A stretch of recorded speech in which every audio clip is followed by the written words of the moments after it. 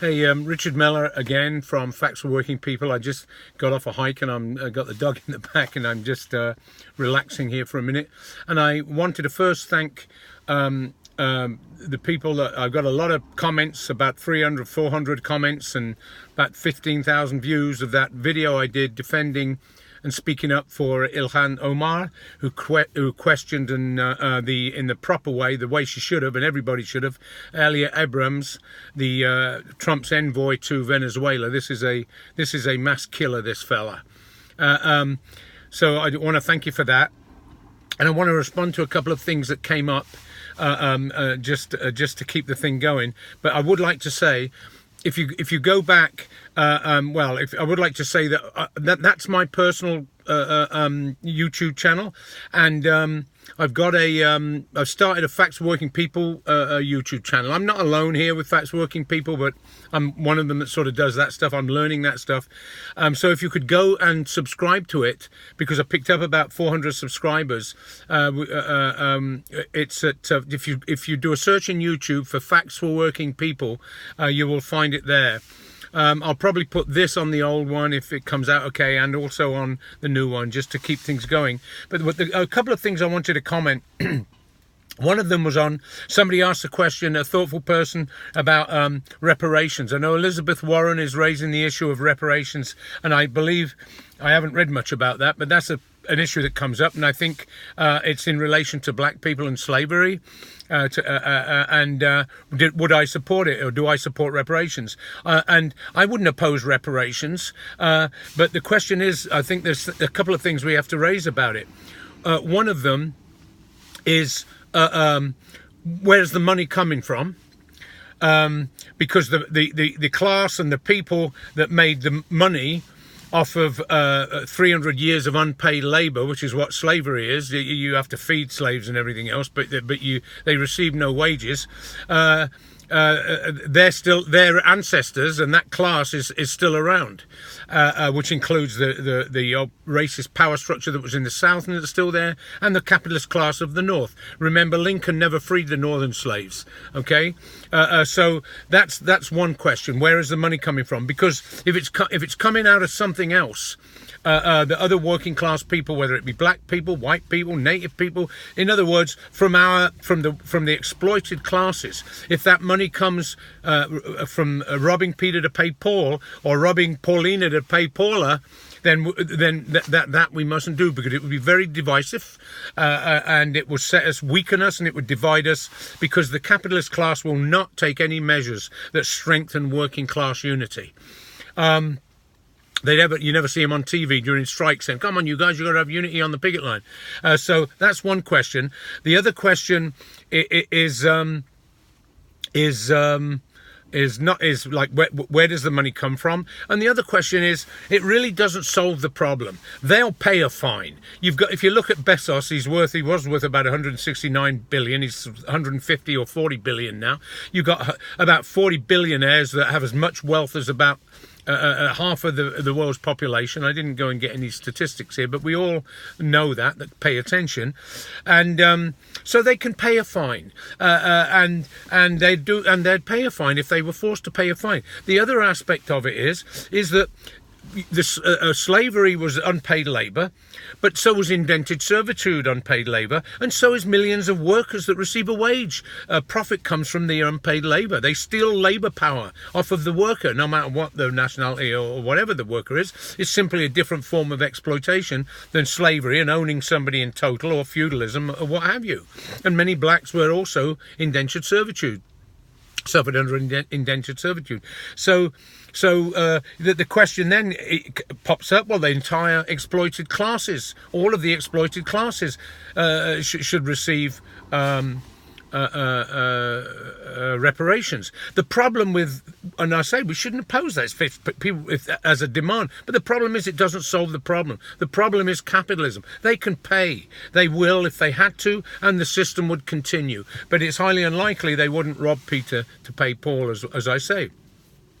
So that's the big problem. I mean, I was reading about slavery in Louisiana, and the plantation bourgeois, not a yeoman who may have owned a slave or two, but the plantation bourgeois, when it came to fixing the debt levies, they hired free labour. They imported Irish labour or whatever, white labour that was free, in the sense that they were paid wages, because slaves were too valuable. And so an Irishman or a free labour individual die, it doesn't matter. They don't own them. It's gone.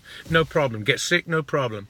So anyway, that's the answer. That's what I was thinking of in relation to that. And the other thing I wanted to touch on was, and I touched on it a little bit before, was the question. It's not really racism is a means of dividing and weakening the working class in this country. Malcolm X said you can't have capitalism without racism. And what does that mean? What does that? He was a person that chose his words carefully. You can't, if you can't have capitalism without racism. If you want to eliminate racism, then you have to get rid of capitalism. That's what flows from that. And you can't get rid of capitalism unless you unite the working class. So it's a united working class that can overthrow the system and can get rid of capitalism and transform the economy and society and politics and everything else.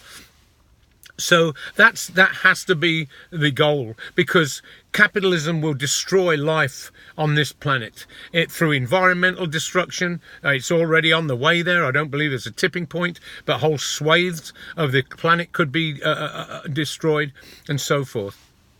The other thing I wanted to touch on was this question. So colour is the biggest issue. They call it race here. Race, colours aren't a race. I mean, you can't, a colour of a person. Somebody said to me in the comments, or addressed me, that I hated white people and I hate myself. It's like the self-hating Jew. A Jew that criticises Israel, you're a self-hating Jew. Well, you can't hate a colour. I don't hate white people. I don't hate myself.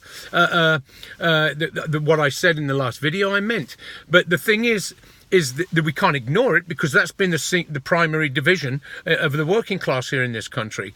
And if you look at Ireland, it was religion, Catholics and Protestants, and Catholics were the oppressed minority on the basis of their religion. But it wasn't really a religious question. They knew they got worse jobs. They knew they didn't get these certain jobs. They knew they got worse housing and so forth. Just like other divisions, Muslims in India and so forth. In Britain, with the British colonialism, divided tribes, so that it comes out as those rotten Protestants, or it may come out in that expression, but that's not the problem. The problem is deeper than that. And so, if you take myself, I'm white. I worked in most of my life in America with lots of people of colour in factories in New York City. I worked in the streets of Oakland for 30 odd years with lots of black folks, and I remember at times when we would work in a very depressed area. There'd be a water main break or something like that in a depressed area, and we were all, I mean, it was a tough area too. And I would go to the liquor store. Some of the white dudes would be a little cautious and this, that, and the other. And I would go to the liquor store, and there would be some of those youngsters been permanently unemployed or whatever, declassed, black kids are hanging outside a liquor store. Some of them, let's be realistic about it, had been so declassed that they were righteous characters. I lived in East Oakland. I've seen gang wars and what have you. And so I would walk up to the liquor store to go get something, and I'd always say to them, hey guys, no problem, we've got a main break, or we got a leak up here. And immediately, as soon as I opened my mouth, I could see this look on their face that they were inquisitive. They wanted to, and I'd hear things like, they'd say, hey, where are you from, man? Where are you from, you know? And you could see this natural human inquisitiveness. And then sometimes a guy would get it right, a young 18, 19, 21-year-old or whatever, say, man, you from England? I'd say, yeah. And I could see that how proud he felt. And his buddies, he could show them he could detect my accent. So immediately, the tension that is the racial tension that exists in society, because racism that is a problem, not just because it's you call somebody a bad name or you're nasty to somebody, and I've met black people who said to me, I haven't felt individually and directly been racist towards, but they do in society in every way. It's this crushing weight of housing, opportunity, jobs, education, incarceration, all of these things. It's a social problem.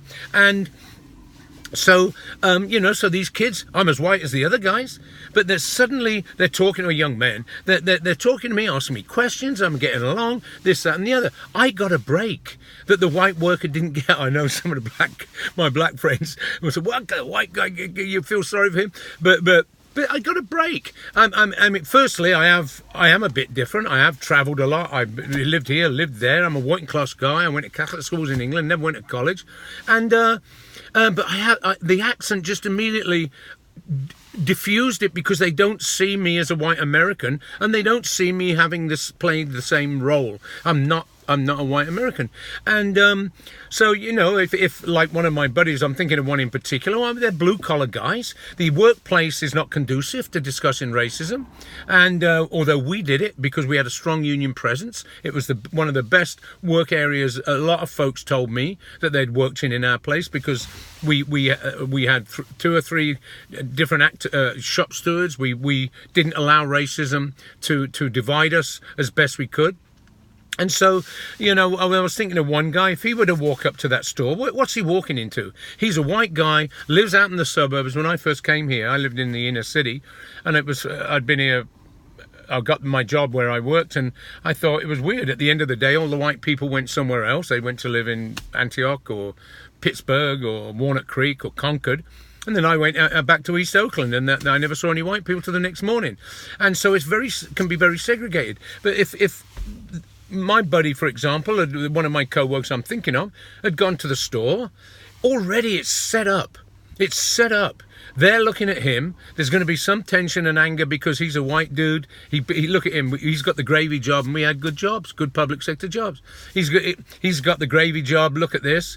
And the white guy, he sees them. He knows there's hostility. He doesn't know how to deal with it. There's not a discussion going to take place. Part of it is he doesn't know how to deal with it, and both sides are going to dig their heels in.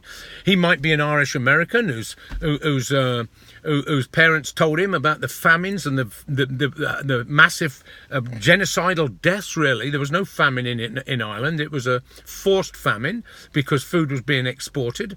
And this tiny little country that had about 8 million people in 1842 or something like that, I was up around the 1840s, ended up with 3.5 million people in it. So there was a massive, so he might have heard that. And if this struggle to unite workers does not take place in an organized way, people dig in their heels and then the doors are closed. But the one thing about being in the workplace that's very different to everything else than to university is there is a stronger bond, and there is a stronger class bond there. And I know I've seen it in the strikes, I've seen it on picket lines, all of this in identity politics. White people need to cop to what their privilege. They need to admit it. They need to own up. They need to hang their privilege at the door. This doesn't work. It's nonsense. Okay, this is identity politics. It's middle class. The middle class white liberals, it comes out of a lot of it, who feel guilty, who don't see the working class as a force for change. They're contemptuous, to be honest with you, of all workers, but there's nothing they fear more than being called racist. There's nothing they fear more. So that was another thing I just wanted to touch on. I'm just speaking about my experiences, and the thing somebody asked me, somebody else said something in the comments about Ilhan Omar, and I support her and this, that, and the other, and see what she does. And I made it clear in the last video, I don't support Democratic Party. I don't know enough about her. I was defending her as this small hijab wearing Muslim African refugee, a small brown woman, standing up and calling out one of the US imperialism's nastiest killers on the television, and I commend her for that. We got a situation in this country. We were discussing it this morning in our conference calls on Facts Working People, and if some of you would like to participate with us or just come in on those, please contact us. Go to the blog, weknowwhatsup.blogspot.com, no apostrophe in the what's, or Google us, and we'll talk about that. But we were discussing, there was an article in the Wall Street Journal, in the New York Times, are we now a four-party country? And we have been saying on our blog and in our discussions that the era of the domination of the two capitalist parties in America, the Republicans and Democrats, is over. It's finished, and we'll see that in the next election. And you're already beginning to see that, and we've said it for some time. There will most likely be a left split from the Democrats, and there will the Republican Party is in a real crisis, and there's a split there also. So what we've been saying, the bourgeois press, and this is the Times is the liberal bourgeois press, is confirming. There's lots of things I can comment on too, but I want to keep these short. So my name's Richard Miller. I'm with Facts for Working People. Try to subscribe to our channel, Facts for Working People, if you can. And also, I'm going to get some help, tech help, and pay somebody to help me learn a bit more about this. And we have other expenses. I don't want to waste up too much of our time with that, but if you can send us some money, there's a donate button on the blog. We'd really appreciate it. We need, I want to be able to hire somebody if I can. So anyway, again, Richard Miller, Facts for Working People. We're on Facebook, Facts for Working People. We got a new channel on YouTube. I'm going to put this on both our channels at the moment, my own personal one as well. So thanks very much, and I really appreciate the response I got on that last video, and most of them were respectful to each other, with a few exceptions. All right, take care and thanks.